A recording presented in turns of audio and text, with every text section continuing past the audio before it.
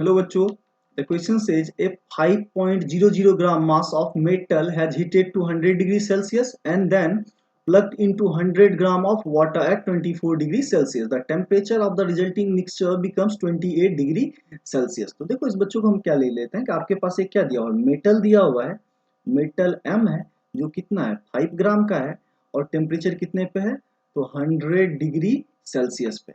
और दूसरी जगह आपके पास क्या है, किसी कंटेनर में सपोज दैट वाटर है और ये कितना है आपको तो 100 ग्राम, ये आपको क्या है H2O और इसको क्या मान लो आप मेटल।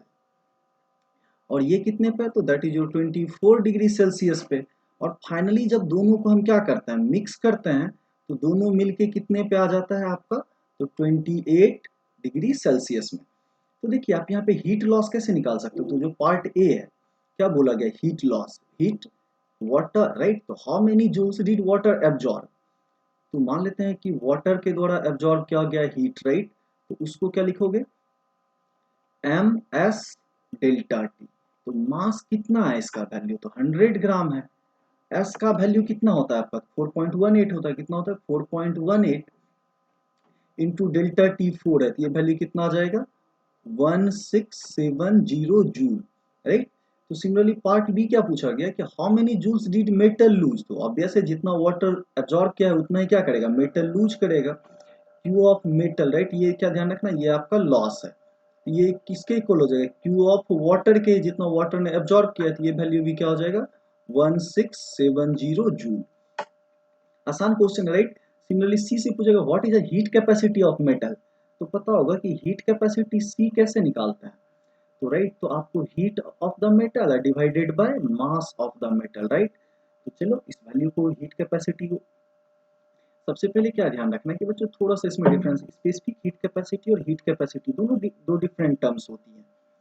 तो C को जो हम बोलते हैं पर डिग्री सेल्सियस के लिए राइट, तो C इक्वल टू जो हीट कैपेसिटी है ये Q बाय क्या हो जाता है डेल्टा T राइट। तो यहाँ पे Q कितना है 1670 और डेल्टा T आपको कितना है तो देख लीजिए 100 से टेम्परेचर का डिफरेंस कितने के लिए आया तो 100 से ये कितने पे आ गया है तो 28 डिग्री सेल्सियस पे आ गया, कितने पे आ गया तो 28, तो ये पे क्या कर लेंगे 100 माइनस 28, तो इसको जब आप कैलकुलेट करोगे तो कितना आ जाएगा 72।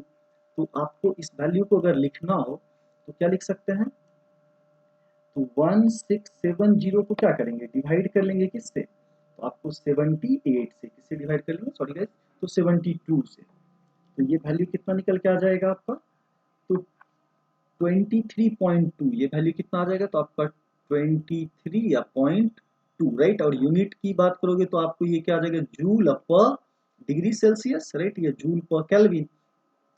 सिमिलरली अगर हम डी पार्ट की बात करें तो आपको स्पेसिफिक हीट एस पूछा गया, तो इसको हम लोग क्या करते हैं सी या बाय मास एम कर देते हैं right.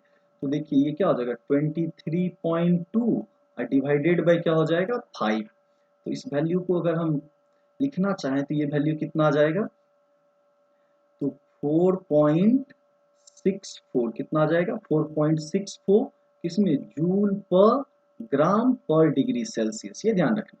So I hope you all guys understand it well, thank you, stay tuned.